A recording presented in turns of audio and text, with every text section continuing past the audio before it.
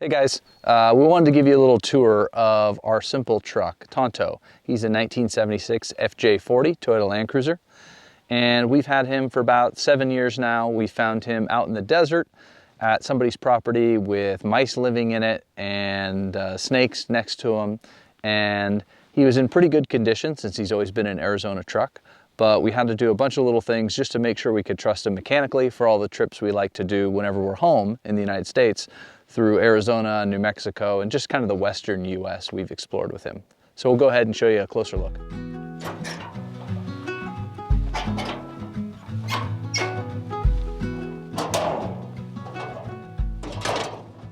Okay, so first things first. Everything on Tonto is mostly original. He was a soft top originally, so the red top that you see on him is actually a top from a different FJ40. So the hard top has a little bit of rust to him.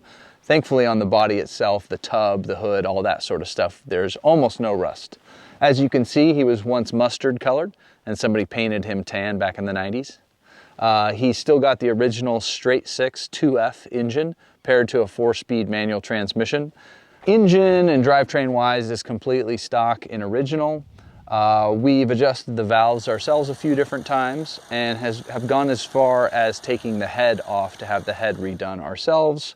And then a gentleman by the name of Bill Lee out in New Mexico, he's a fantastic Land Cruiser mechanic, and he is the last person who rebuilt this truck from the ground up. And he's actually the one that told us about it sitting out in the desert. He had last rebuilt this truck in the 90s. That may have been when it got this paint job, I'm not sure. And since he had done so much work to it in the 90s, we knew that at least the last person to touch it had done a good job. It hadn't been neglected since the 70s. And that's one of the reasons why we, hopped in Goose at the time, our other 80 series, and headed 200 miles out into the desert to look at this truck because we knew someone who knew what they were doing had worked on it. What we've basically done is gone through him front to back and just made sure everything mechanically is good to go. We've replaced all the tie rod ends and ball joints. We've rebuilt both the front and the rear axle. We took the original worn 8274 winch you see here apart, cleaned it, put it back together, put new steel cable on it, and it's been perfect. Interior wise, we've added a little bit of sound deadening that used to come in these trucks. So there's a lot we could do to the truck, but for our purposes, we just wanted to make sure we could trust him mechanically. So that's pretty much it for under the hood. It's the stock 2F and everything is pretty stock under here. We've just tried to maintain it and keep it nice and reliable. I'll go ahead and show you guys this factory installed winch that we've had on the truck all this time.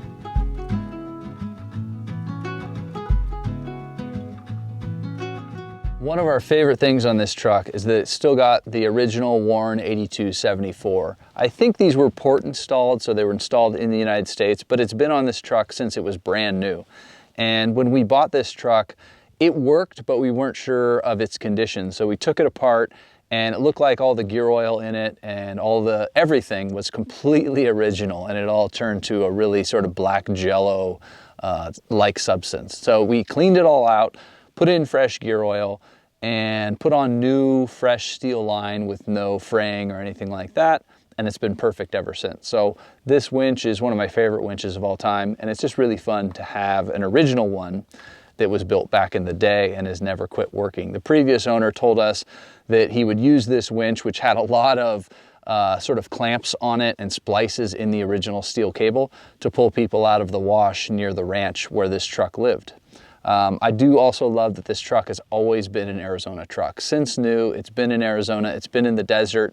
Although it might look a little rough and you can see little bits of rust and bubbling in the paint, it's never had any serious rust because it's never been an environment with snow, much rain, or certainly any salt out here. So that's our wonderful, faithful winch. We've decided to go ahead and keep the line steel and everything sort of old school for the old school truck. It takes a little bit more effort to make sure you're being safe with steel cable, but we really do like leaving this truck sort of as it was. That pretty much sums up this winch. Let me go ahead and show you guys the suspension. So suspension-wise, we kept Tonto pretty simple.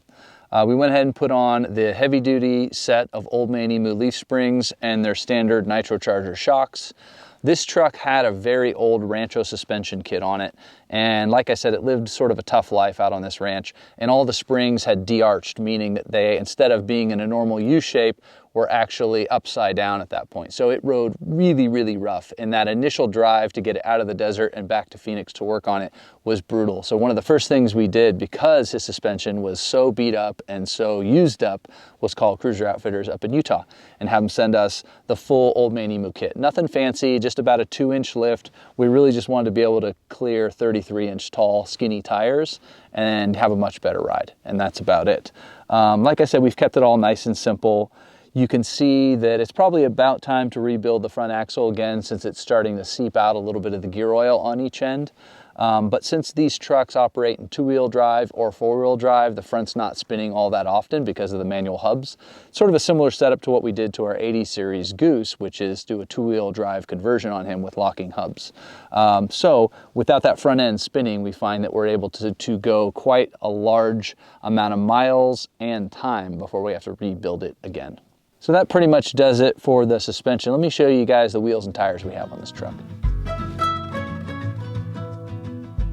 So when we first bought Tonto, he had kind of an ugly set of chrome wheels on him and some shorter tires, and they were dry rotted. So as we drove home, the tires were literally disintegrating and dry rotting off the wheel because the truck had sat so long out in the desert. So one of the first things we did when we got home is order up the OEM wheels and hubcaps for him. These wheels, unlike the actual originals that came on them, aren't split rims. Toyota now sells these welded together so you don't have to run a tube, which is really nice. With split rims, you can change a tube out in the field, but tubes do tend to get holes in them and leak more often than a tubeless tire. So we're very happy to have no tubes and a wheel that looks like it's original, and it is from Toyota. It's the same offset, the same width, the same height. It just doesn't have to run tubes. And figured we had to go for the hubcaps too, just to keep it all nice and original. This truck actually has some old school worn hubs on it. So these are the manual hubs that we lock up anytime we're going off-road and going into 4-wheel drive that connect the hub to the axle within. The tires are BF Goodrich's KO2s. They're 33, 1050, 15. We really like the tall, skinny tires on this truck because with manual steering and no power assist, the skinnier the tire, the easier it is to turn, and then we still get all that good ground clearance under the truck. BF Goodrich used to make these in a 33 950, even skinnier, and if they still made that, I think I'd even go for those, but they discontinued it when they went to the KO2s. So that pretty much sums up the wheels and tires and manual hubs on this truck. Let me show you a couple of unique things that Tonto has that I'm gonna guess not too many other FJ40s have. So sort of unique to Tonto are a couple different features. His two-tone paint, some people who don't know old Land Cruisers think they used to come like this. I don't think FJ40's ever had two different colors for the top and the body. It's just a unique setup because the owner at some point, when the soft top rotted away, bought a hard top for it so he could stay out of the rain and the sun. Another unique thing is the previous owner, at some point again in the 90s, was obsessed with chrome, and you'll notice the side steps are showing through a little bit of chrome. We plastic dipped these black just because personally we're not big fans of chrome. You can notice the door handles, the inlet for the air system, for the air con, or there's no air conditioning, but for the HVAC system and the heater. Even the cover for the power windshield wipers was chromed. So we went ahead and plastic dipped it black. Pretty much anything that could be unbolted in about a half an hour was unbolted and taken to the chrome shop. So Tonto's kind of funny in that things that aren't chrome on any other FJ40 are chrome on him. A lot of it we've de-chromed or painted black, but it's just one of those funny things that this truck had. You might even notice inside the roll cage is chrome. That entire roll cage would normally be, I think, black or maybe gray. I've never seen one that was chrome like that. So again, this guy was super excited to take all the bits he could unbolt easily to the chrome shop. So that's just kind of one of those things that, although we're not huge fans of chrome, it just makes him that much more unique and that much different.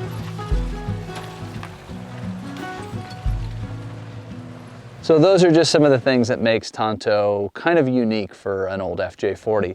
Let me show you the rear bumper setup on the truck. Okay, so on the rear bumper of Tonto, he's actually got a 4+ bumper.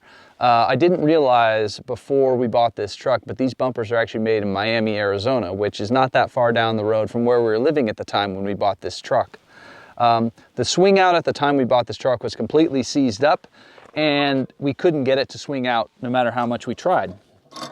we assumed, like a lot of rear bumpers, that the spindle was wheel bearings and usually a spindle like for a trailer. And that's how we've built our bumpers that we've built on trucks in the past.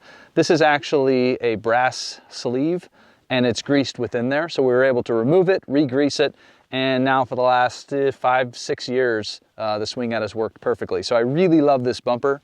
I think he makes an attachment to carry some jerry cans as well, but it's just a stout and very simple bumper. As you can see, we've got a little more chrome here. And on this, on Porsches, we call these bumperettes. They're kind of a crumple zone on the back bumper to prevent you from hurting the body. But also you can see as the plastic dip peels off, this has also been chromed. That's pretty much it for the back of Tonto. He did have an auxiliary tank, which was really helpful. Since these trucks don't get the best mileage, it has, I believe, a 14-gallon OEM tank, which is under the passenger seat. This truck also had an additional 14-gallon auxiliary tank that hung down just about where the trailer hitch is, and the filler is right over here on the driver's side. That tank we removed, and there was a pile of rust in it. We did muriatic acid twice, put nuts and bolts in it to try and shake all that rust loose. And we were able to use the tank for a couple of years, but I think the metal was so thin, we started to get little pinhole leaks in it. So we went ahead and removed it pretty recently. And before we do any more big trips, we'll probably build or buy another auxiliary tank, because with these trucks, it's really nice to have more range than the 14-gallon original tank. So that pretty much does it for the back of old Tonto here. We'll go ahead and take you inside and show you his voluminous interior. Let's take a look at the interior.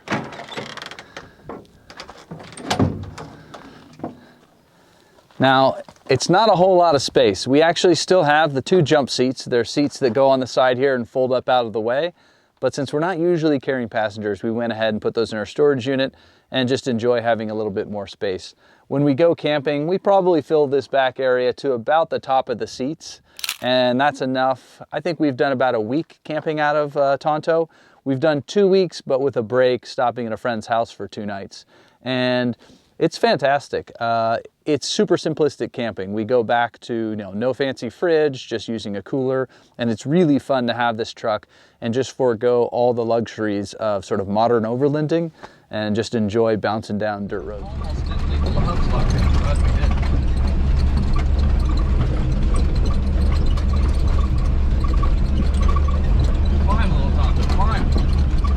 So in that box, I carry a bunch of different fluids. This truck has never needed anything. It doesn't burn any oil, but recently we were swapping out gear oil. I always carry enough oil to top it off if we needed to. It just doesn't seem to need anything. We have, of course, brake fluid, brake cleaner, some basic hand tools, a tire plug kit, a shovel, and that's kind of it. We just carry all the basic stuff that you would want to have in an off-road truck back here in these couple of boxes under the seats, and a basic tow strap as well, and that's it. This truck has open differentials, meaning it's got no traction aids. There's no True Track, Detroit locker, electronic locker, ARB, etc. It's just fully open diffs. If you spin a tire, you just roll back and pick a better line, or maybe put a rock underneath the tire. So we really enjoy this truck. It forces you to be a better driver. It forces you to slow down and look at nature around you, because with old leaf sprung suspension, you're not really going all that fast. So I think that's about it for the back of the truck. You can see that beautiful chromed roll bar in there. But why don't we go ahead and take you up front and we'll show you all the basic controls of the FJ40. Yep. All right. I love this interior. More chrome. As you'll notice, there's chrome little accents all around here. And when people who own their own FJ40 get in ours, they always start pointing out all the things that they say, wait a minute, was that originally chrome? Most of it, no. I think it was all done by the previous owner sometime back in the day. I just love how simplistic this truck is. There's just not much going on. Gauge-wise, you've got oil pressure, fuel, temperature, and amps. So you know that the truck is charging from the alternator. It never runs hot. It barely gets halfway up on its way to hot and cold. And it doesn't matter whether it's a 110-degree day and you're doing 65 miles an hour, or whether you're doing first gear low range all day. The temp gauge, typical Toyota, just never moves. And if it does move, there's probably a problem. Fuel gauge on this is pretty accurate.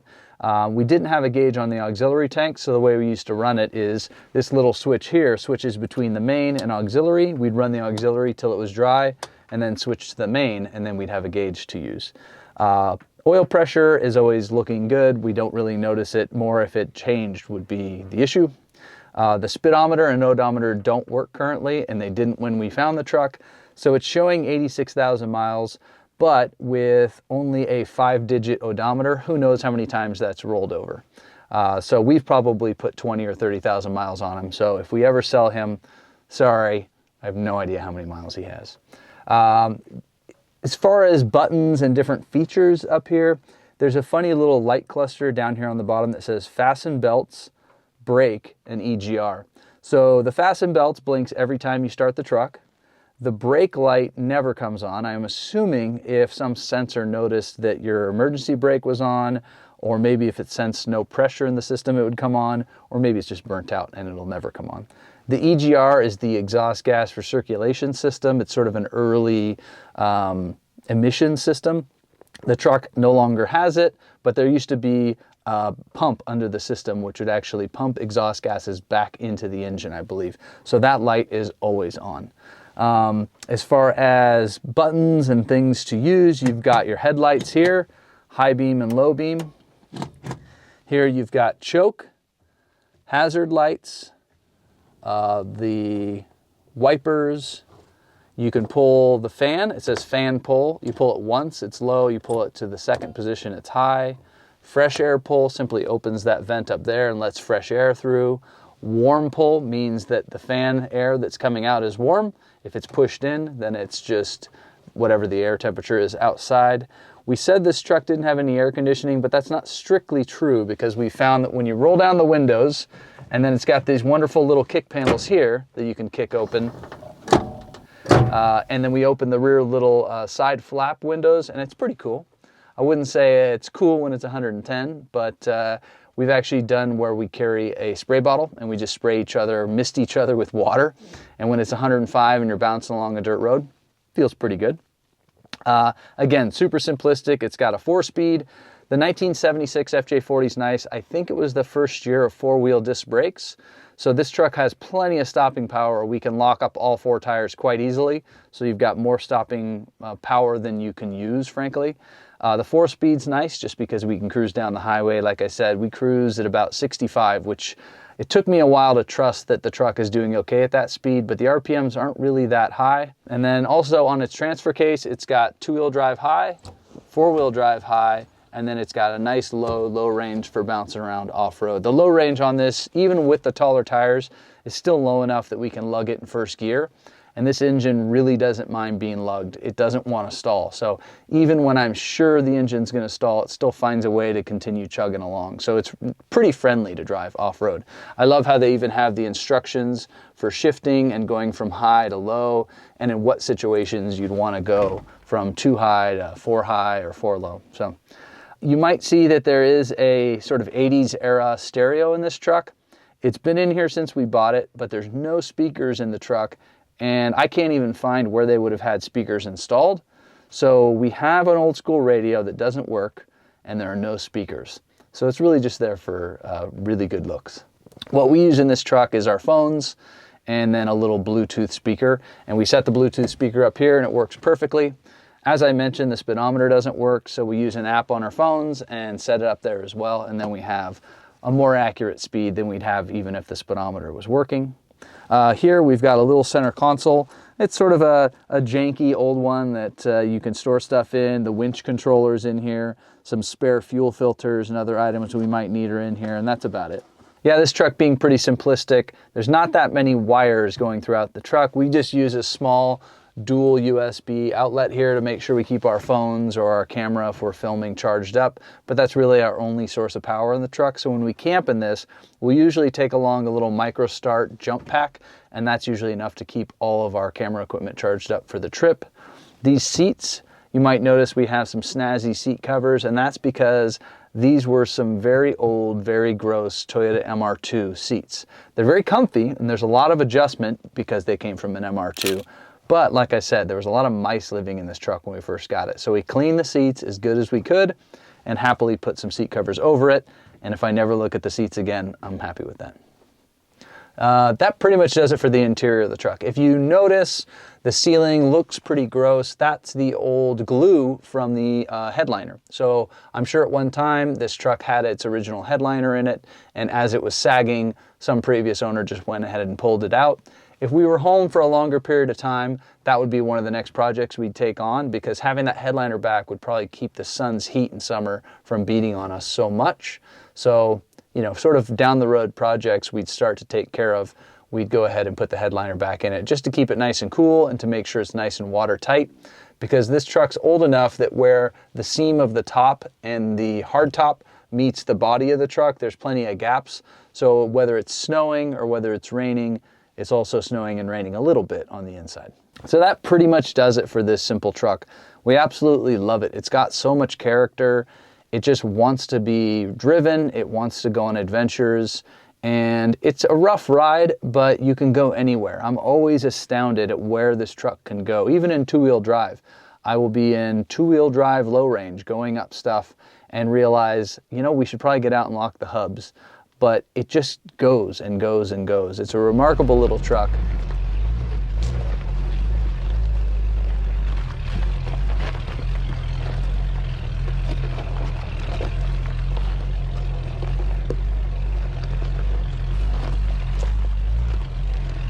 So that's about it for old Tonto. I figure we might as well go for a little drive and bounce around, and you can see how it is to ride inside of an old FJ40.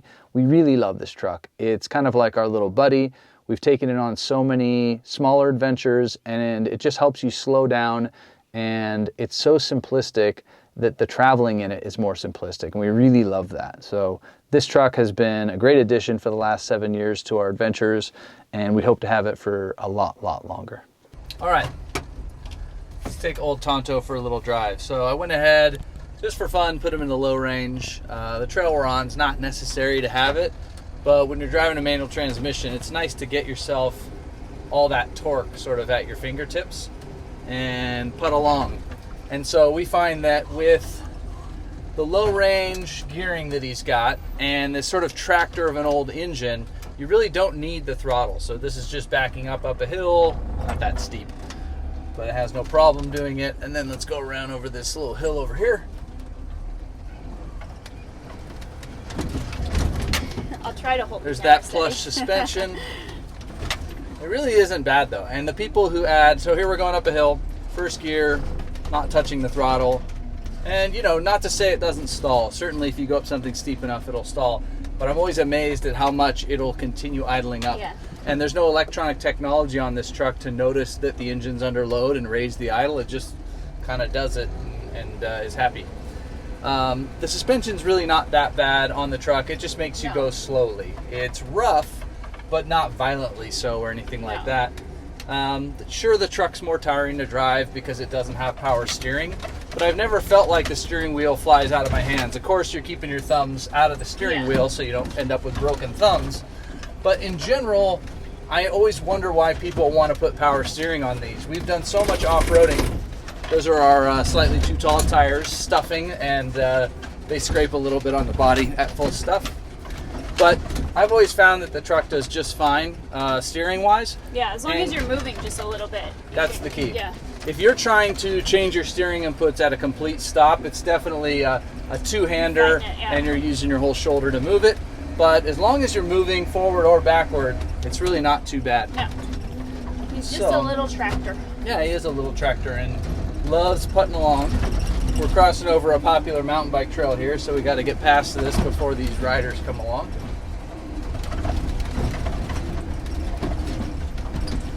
So let us know in the comments if you have any questions about little Tonto. And yeah, let us know if you like this type of video, because we thought it would be fun to give you a little tour. Yeah, he's just an FJ40, and there's a whole bunch of them out there in the world. Yeah. But he's just so unique in little ways, and for us, there's just something about the simplicity that to me is fun. We can be stressed out, and if we happen to be in the US, we'll pull him out of storage. He starts every time. There's been years where we forgot to put the stabilizer, the fuel treatment, yeah. or I even forgot to disconnect the battery one year. We got home, starts every time. It's just a cheapo battery. Yeah. I just love that everything on this truck is simplistic. He looks happy too. Yeah, People are happy when they see him, and you get waves, and I don't know. It's just a fun little truck to have. I love it. Yep. I love old trucks, and it doesn't have to be an FJ40. I think anything from the 60s or 70s that's a 4x4 is just the most fun thing to have. Yeah, absolutely. Yeah. All right, well, that's about it for us. Thank you for yeah, watching. if you enjoy simple videos like this, let us know, and we're happy to do more of them. Yeah. Thanks for coming along. Bye. Bye.